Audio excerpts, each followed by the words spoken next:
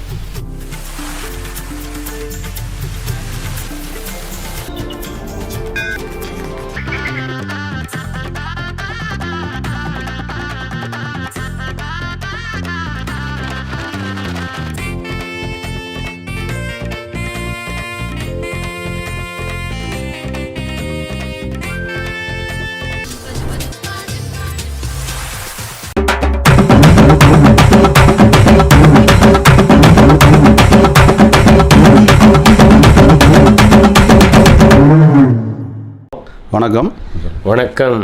நான் ஜி ஹரிஹரகிருஷ்ணன் ஐயர் பேசுகிறேன். செங்கோட்டை நகர பாரதிய ஜனதா கட்சியின் ஆன்மீகம் மற்றும் ஆலய மேம்பாட்டு பிரிவு தலைவராக இருக்கேன்.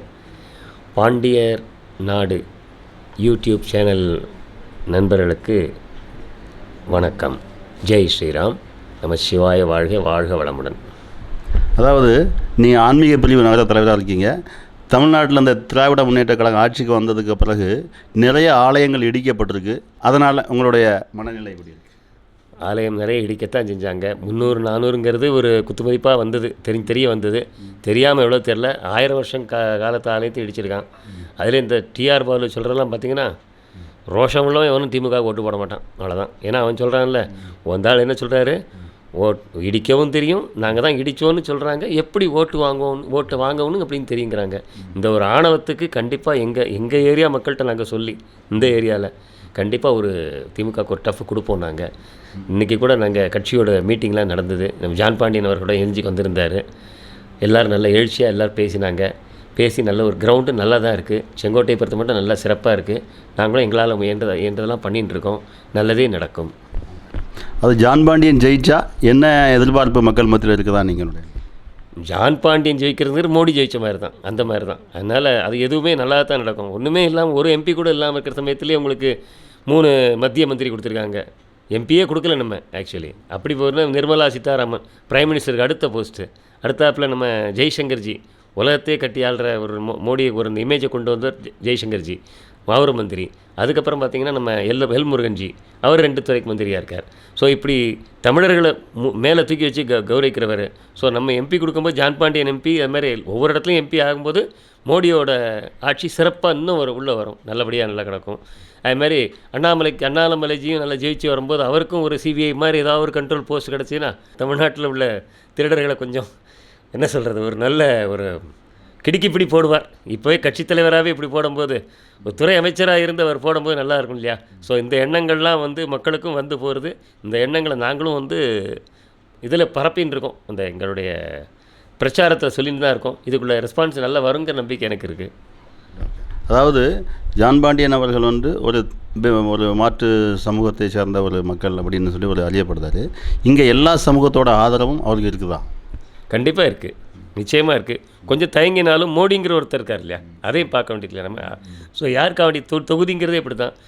எல்லாருக்குமே ஒரு கசப்பு இருக்கத்தான் செய்யும். ஒரு வீடுன்னு இருந்தாலே ஹஸ்பண்ட் அண்ட் ஒய்ஃபுக்கே கருத்து வேறுபாடு இருக்குது, பையனுக்கு இது கருத்து வேறுபாடு இருக்குது, எல்லாருக்கும் வேறுபாடு இருக்கத்தான் செய்யும். ஆனால் வேறுபாடெல்லாம் மறந்து இப்போ நமக்கு என்னென்னா தாமரை ஜெயிக்கணும். இந்த திருடர்களெல்லாம் ஒரு வழி பண்ணணுங்கிறதுல ஒரு எழுச்சி இருக்குது. அந்த எழுச்சி ஏற்பட்டிருக்கிறது.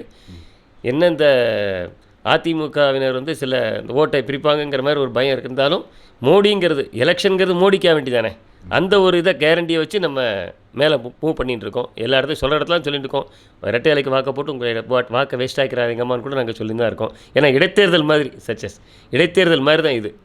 ஆட்சி கன்ஃபார்மாக நம்ம மோடிஜி தான் வரப்போகிறார். தமிழ்நாட்டிலேருந்து கண்டிப்பாக 3 மந்திரியை கொடுத்த மோடிஜிக்கு நம்ம ஒரு எம்பிகளை கொடுக்கணுங்கிறது நம்மளோட கட்டாயம் சொல்லி நான் எல்லா இடத்துல நான் கூட இங்கே லோக்கலில் பிரச்சாரம் பண்ணிட்டு தான் இருக்கேன். எல்லோரையும் பிரச்சாரம் பண்ண சொல்கிறேன்.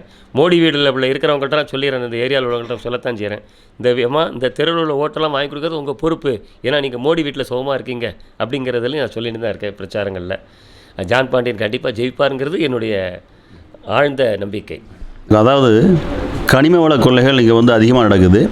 அதை நான் எம்பி ஆனால் தடுப்போம்னு ஜான் பாண்டியன் சொல்லியிருக்காரு. இதுக்கு முன்னாடியும் இருந்த எல்லாருமே சொல்லியிருக்காங்க. அதுக்காக பெரிய ஆர்ப்பாட்டம் போராட்டங்கள்லாம் பண்ணியிருக்காங்க. இவரோடு சொன்னதை பற்றி நீங்கள் உங்களுடைய கருத்து என்ன? நிச்சயமாக அவர் செய்வாருங்கிறது தான் எங்களுடைய நம்பிக்கை. அவர் இன்னும் குத்தாலத்தை பற்றி கூட நல்ல முக்கியத்துவம் கொடுக்குறார். உலகத்து தரம் வாய்ந்த சுற்றுலாத்தலமாக மாற்றுவோங்கிறார். அதனால் வருமானங்களை உண்டாக்குவோம்னு சொல்லிட்டு இருக்கார். எங்களுக்கு என்னென்னா கண்ணுப்புளிமேட்டுன்னு ஒரு இடம் இருக்குது. அதை பார்த்தீங்கன்னா நீங்கள் ஒரு குளம் மாதிரி இருக்கும், டேம்னு சொல்கிறதுக்கு கேவலப்படாது. அவ்வளவு கன்றாவியாக கட்டி வச்சுருக்காங்க. அளவும் கிடையாது, ஒன்றும் கிடையாது. அது தூர்வாரதும் கிடையாது, ஒன்றுமே கிடையாது.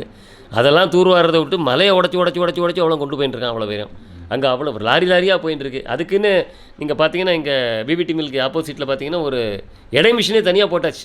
அதுக்குன்னு அந்த தனி ஸ்பெஷல் மிஷின், அந்த இதில் லைன் நிற்கும் பாருங்கள் லாரிகள். இப்போ வைத்திருச்சலாக இருக்கும் பார்க்குறதுக்கு. இதெல்லாம் கண்டிப்பாக ஜான் பாண்டியன் சார் சரி பண்ணுவாருங்க நம்பிக்கை. ஏன்னா பதவியில் ஒரு நம்ம பொறுப்பில் வந்தால் தான் நம்ம செய்ய முடியும். இல்லை வெறும்னு நம்ம உட்காந்தா போலீஸ்காரங்க கூட தள்ளி தான் நிப்பாட்டுறாங்க நம்மளை. வெளியில் போய் நான் எம்பியாக வந்தாச்சுன்னா கண்டிப்பாக அது ஒரு கட்டுப்பாடு நம்ம கட்டுப்பாட்டில் வருங்கிறது எனக்கு நம்ம தீர்க்க முடியாத நம்பிக்கை தான். கண்டிப்பாக நிச்சயமான நம்பிக்கை அவர் நடத்துவாருங்க நம்பிக்கை இருக்குது. அதேமாதிரி தொழில் வளம்னு பார்க்க போனீங்கன்னா இங்கே ஒன்றுமே கிடையாது. உங்களுக்குமே தெரியும், அண்ணாமலை எல்லாருமே சொல்கிற மாதிரி ஒரு இந்த கோயம்புத்தூர், அதுக்கப்புறம் சென்னை, ஒரு 4 மாவட்டங்கள் தான் தொழில் மாவட்டம். மற்ற எதையுமே அவங்க அதை இப்படி நினச்சிக்கல. அவங்க எல்லாமே அங்கே தான் கொண்டு வச்சுக்கிறாங்க. இப்படி எல்லோரும் அங்கே டம்ப் பண்ணுறாங்க. இன்னும் சொல்ல போனால் வந்தே பாரத் எக்ஸ்பிரஸ்லாம் வந்ததுலேருந்து பார்த்தீங்கன்னா இந்த ஆம்னி பஸ் முதலாளிகளுக்குலாம் கொஞ்சம் அடிதான். பிகாஸ் அவன் கொள்ளையடிச்சுன்னு இருந்தான். இப்போ அதே 2000 ரூபாயில் அழகாக ஜம்முன்னு போய் சேர்றாங்க இல்லையா? உங்களுக்கு அந்த ஒரு வாய்ப்பெல்லாம் கிடைக்கும். ஸோ அந்த மாதிரி டூரிஸ்ட்டுக்கும் இவங்க எதையும் பண்ணுனாங்க. அதுமாதிரி ரயில்வே செங்கோட்டையிலலாம் பார்த்தீங்கன்னா ஒரு காலத்தில் ரயில் லைன் ப்ராட்கேஜ் பண்ணுறதுக்கே 7 வருஷம் கிட்ட ஆக்கினாங்க. அதுலேயும் ஒரு கொள்ளையடிச்சுருந்தாங்க. ஒரு தனியாருக்கு தண்ணி கொடுக்கணுங்கிறதுக்காக வேண்டி அந்த ரயில்வே லைனே போடாமல், செங்கோட்டை வர போடாமல் இருந்தாங்க. இப்போ பார்த்தீங்கன்னா நினச்சே பார்க்க முடியல. நான்லாம் நினச்சே பார்த்தது இல்லை. கொண்டையை வச்சுன்னு வருது எலக்ட்ரிக் வண்டி, இன்னும் போகிறது, அழகாக போகிறது. இன்னும் கேரளாலேயும் இதெல்லாம் போயின்ட்டுருக்கு. ஸோ சந்தோஷமாக இருக்குது. இன்னமும் இந்த ரூட்லேயும் வந்தே பாரத் எக்ஸ்பிரஸ் கண்டிப்பாக வரும். எல்லாத்துக்குமே நம்ம எம்பி ஜான் பாண்டியனும் கண்டிப்பாக பேசுவார். ஏன்னா இவர் இவங்களோட திராவிட கலாச்சாரங்கிறது கட்டிங் கமிஷன் எல்லாம் தான். ஒரு மோடி வீடு கட்டுறாருன்னா அதுக்கும் கமிஷன் வாங்கிட்டு தான் இந்த பைக்க விட்றாங்க. ஸோ அந்த வேலையில் அவர் பார்க்க மாட்டார், அந்த இதை செய்ய மாட்டார். நம்ம கட்சின்னு வரும்போது நம்ம இதான் இந்த மக்கள், இந்த உள்ள தென்காசி மக்கள் யோசிக்கணும் இந்த விஷயம். நம்ம ஒரு தண்ணி கொடுக்கறதுக்கு இந்த பைக்கல்ட்டு பைசா கொடுத்து அழ வேண்டியிருக்கு. நம்ம ஆள் வந்துட்டாருனா, எம்பி வந்துட்டாருனா, அப்போ அதிகாரத்தை வந்துட்டாருனா, இந்த கரப்ஷனுங்கிறது கொஞ்சம் ஒழியும். இந்த இதில் இதுக்கு வந்து நம்ம தீர்க்கமாக முடிவெடுக்கணுங்கிறதையும் நாங்கள் சொல்லி தான் இருக்கோம், பிரச்சாரத்தை சொல்லத்தான் செய்கிறோம். நல்லது நடக்கும் நம்புகிறேன். நம்ம மாவட்டத்தில் நம்மளுடைய இந்த குழந்தைகள் வந்து மருத்துவம் சார்ந்த படிப்புக்கு வெளி மாவட்டங்களுக்கு தான் போக வேண்டியது இருக்குது. அப்போ அது சார்ந்து இந்த வேட்பாளர் ஜெயிச்சு இங்கே கொண்டு வருவாங்க நம்பிக்கை இருக்குதா உங்களுக்கு? நிச்சயமாக நம்புகிறேன். ஏன்னா உங்களுக்கே தெரிஞ்சிருக்கும், அரசு கல்லூரிகள்ங்கிறது ரொம்ப கம்மியாக இருந்தது. இப்போ நீட்டை எத்தனை கொண்டு வந்திருக்காங்க, பிரைம் மினிஸ்டர் கொண்டு வந்திருக்காரா இல்லையா? ஸோ அதுக்கு ஒரு கேட்கக்கூடிய ஆட்கள் லெவலில் இவர் இருக்கார். யார்? நம்ம ஜான் பாண்டியன் ஐயா இருக்கார். அவர் எல்லாமே கேட்டு வாங்கக்கூடிய லெவலில் இருக்கார். கண்டிப்பாக கேட்பார், நிச்சயமாக நடக்கும். எனக்கு பூரண நம்பிக்கை இருக்குது. அதேமாதிரி இந்த நீட்டுங்கிற கூத்தெல்லாம் இந்த வேண்டாத்தனம் பண்ணிட்டு இருக்காங்க. எல்லா அடிமட்ட மக்கள்லேருந்து எல்லாருமே மேலே வந்துட்டுருக்காங்க. இவங்களோட குழந்தைகள் வர முடியலைங்கிறதுக்காக, பணக்கார பசங்க வர முடியலைங்கிறதுக்காக வேண்டி ஏழைகள் வரக்கூடிய நீட்டை வந்து கேட்டு போடுறாங்க, கேட்டு போட ட்ரை பண்ணுறான். இவங்களோட சுய உருவத்தை தெரிஞ்சுட்டு இந்த மக்கள் இந்த திமுக தோக்கடிக்கணும். இதுவும் என்னுடைய ஆசை. திமுக வந்து நம்ம குடும்பத்துக்கு எல்லாத்துக்குமே எதிரியாக தான் இருக்குது. அவங்க சம்பாதிக்கிற அவன் மக்கள் நல்லா இருக்கணுங்கிற ஒரே எண்ணத்தில் இருக்கான். அதனால் இந்த இங்கே நடக்கிற எல்லா கூத்துக்கும் அதான் காரணம். நீங்கள் இன்னொன்று பார்த்தீங்கன்னா, போன வருஷம் நினைக்கிறேன், இந்த மார்ச் மாதம் நினைக்கிறேன், மார்ச் மாதம் கிட்டே இருக்கும் பார்த்தீங்கன்னா, நீங்கள் பார்த்துருப்பீங்க, வீடியோலாம் வரும். எப்படின்னா, இந்த பள்ளிக்கூடத்தில் கவர்மெண்ட் ட்ரெஸ் போட்ட யூனிஃபார்ம் போட்ட குழந்தையெல்லாம் தண்ணி அடித்து இது பண்ணுறது, கிளாஸை போட்டு உடைக்கிறது அப்படின்னு சொல்லி வரும். அது என்ன தெரியுமா ஆக்சுவலி உங்களுக்கு? திருட்டு திராவிடத்தினோட ஒரு ஷூட்டிங் அது. ஏன்னா கவர்மெண்ட் ஸ்கூலில் நம்ம பப்ளிக் குழந்தைகளை கூட சேர்த்துடக்கூடாதுங்கிறதுக்காக வேண்டி ஒரு அந்த வீடியோவை சர்க்குலேட் பண்ணுறாங்க. அந்த மாதிரி பண்ணின ஒரு எந்த ஸ்டூடெண்ட்டாக தண்டிச்சிருக்காங்கன்னா கண்டிப்பாக அதுவும் கிடையாது, அதுவும் நடக்காது. ஸோ இதெல்லாமே ஷூட்டிங் மாதிரி தான் நான் நினைக்கிறேன். ஏன்னா அவங்களோட ப்ரைவேட்டில் வந்து எல்லாத்தையும் கொண்டு சேர்க்கணுங்கிறதுக்காக வேண்டி கவர்மெண்ட் ஸ்கூலில் வந்து தரங்கட்டதுங்கிறத, ரவுடிகள் இருக்காங்க, கஞ்சா இருக்குங்கிற மாதிரி காட்டுறதுக்காக வேண்டி ஒரு சர்க்குலேட் பண்ண வீடியோ. இன்னும் பாருங்கள், இந்த 2 மாதம் கழிச்சு பாருங்கள், இந்த எக்ஸாம் முடிகிற நேரத்தில் கண்டிப்பாக இந்த ஸ்கூலில் அட்மிஷன் போடுற நேரத்தில் இந்த கூத்தெல்லாம் நடக்கும். இந்த இதில் திருப்பி வரும். இந்த பள்ளிக்கூடத்தில் வந்து பஸ் ஸ்டாண்டில் வந்து பையன் வந்து தண்ணி அடிச்சுட்டு இருக்கிறான், கெயில் இதெல்லாம் மாதிரிலாம் சொல்கிறாங்க. இந்த கூத்து, இந்த டைலாக்லாம் வரும் பாருங்கள், கண்டிப்பாக நடக்கும். பிகாஸ் இது வந்து ஒரிஜினலாக ஸ்கூலில் நடக்கிறதா இருக்காது. இது வந்து கிரியேட்டட் வீடியோங்கிறது தான் என்னுடைய இது. எதனாலன்னா அவங்களுக்கு பைசா கூட்டு அவங்கள்ட்ட போய் படிக்கணும். ஸோ மும்மொழி கொள்கை சொல்லிட்டு நம்ம சொல்லிகிட்டு இருக்கோம். அவங்க ப்ரைவேட் ஸ்கூலில் அதான் பண்ணிட்டு இருக்காங்க. பட் அதை நம்ம இப்போ மக்கள் கீழ்த்தட்ட மக்கள் வந்து படிக்க விடாத அளவுக்கு எடுத்துகிட்டு இருக்காங்க. ஸோ இந்த காட்சியெல்லாம் மாறும். எங்கே மாறுறதோ இல்லையோ, நம்ம தென்காசிக்கு எனக்கு மாறணும்னு ஆசை. அதுக்காக வேண்டி கண்டிப்பாக ஜான் பாண்டியன் ஐயாவுக்கு வாக்களிங்க. இதைத்தான் நான் எதிர்பார்க்குறேன். அதாவது நம்ம மாவட்டம் வந்து தென்காசி மாவட்டம், இந்த குற்றாலம் மலைப்பகுதிகள் எல்லாமே மிகச்சிறந்த ஒரு ஆன்மீக பூமி. 18 சித்தர்கள், அகஸ்தியர் மலை இதெல்லாம் இருக்குது. இந்த பகுதியில் சித்த மருத்துவக் கல்லூரி இந்த பகுதியில் இல்லாமல் நீண்ட நாள் கோரிக்கையாக, மக்களோட கோரிக்கையாக இருக்குது. அது இந்த வேட்பாளர் ஜெயிச்சு நம்ம கொண்டு வரணுங்கிற ஒரு கோரிக்கையை வச்சுக்கிட்டாங்க. அதை பற்றி கண்டிப்பாக என்னுடைய தனிப்பட்ட வேண்டுதல் அதான். குத்தாலத்தை ஹெட் குவார்ட்டராக வச்சு கண்டிப்பாக அந்த புதிய மலையில் கண்டிப்பாக புதிய மலை அகஸ்தியர் பேர்லையோ எந்த பேர்லையோ ஒரு சித்தர் பேரில் நிச்சயமான ஒரு மருத்துவக் கல்லூரி கொண்டு வரணும். அதாவது சார், இந்த பொடி மாத்திரையாக வரும் இல்லையா, அது பேர் ஹோமியோபதிமாங்க இல்லையா, ஹோமியோபதி அதுவும் வரட்டுமே. அதுக்குள்ளே ஒரு மருத்துவ காலேஜும் வரட்டுமே. அது திருமங்கலத்தில் மாத்திரம்தான் இருக்கணுமா, அங்கே மாத்திரம்தான் போய் படிக்கணுமா? எல்லா இடத்துலையும் வரட்டுமே. எல்லா மருத்துவம் எல்லாருக்கும், எது சாய்ஸ் அவங்க மக்களோட தான் இருக்கட்டும். எந்த மருத்துவத்தை நாடி போகணுங்கிறது அவங்க கையில் இருக்கட்டுமே. இதுக்கு எல்லாத்துக்குமே ஒரு ஓப்பன் மார்க்கெட்டுங்கிற மாதிரி ஓப்பனாக எல்லாமே திறந்த மனதோடு பண்ணுறதுக்கு, துட்டு எடுக்கணுங்கிற கமிஷன் பண்ணணுங்கிற ஒரே புத்தியோடு வராமல், சேவை மக்களுக்கு நல்ல செய்யணுங்கிற எண்ணத்தோடு வரணும். அந்த எண்ணத்தோடு தான் நம்ம ஜான் பாண்டியன் இருக்கார். அந்த எண்ணத்தோடு தான் நம்ம பிஜேபி இருக்குது. ஸோ அதனால் இந்த மக்கள் வந்து கண்டிப்பாக இந்த தாமரை கூட்டணிக்கு ஆதரவு கொடுத்து வெற்றி பெற செய்வார்கள் நம்பிக்கை. அவங்க தாமரை வெற்றி பெற்றால் கண்டிப்பாக நம்ம தென்காசி மக்களோட தரமும் மேலே உயர்றது. இல்லாட்டா காலத்துக்கு அவன் கோயில் அடிக்கப்பட, ஐயோ கோயில் அடிக்கிறான் சொல்லிகிட்டே இருக்க வேண்டியதான். அவன் பண்ணாத போது கொள்ளை அடிக்கிறான் சொல்லிகிட்டே இருக்க வேண்டியதான். மறையை கொண்டு வரான் சொல்லிகிட்டே இருக்க வேண்டியதான். இது மாற்றுக்கு ஒரே வழி போராட்டம் மாத்திரம் இல்லை, கையில் உள்ள ஒத்தவரல்ல ஓட்டு.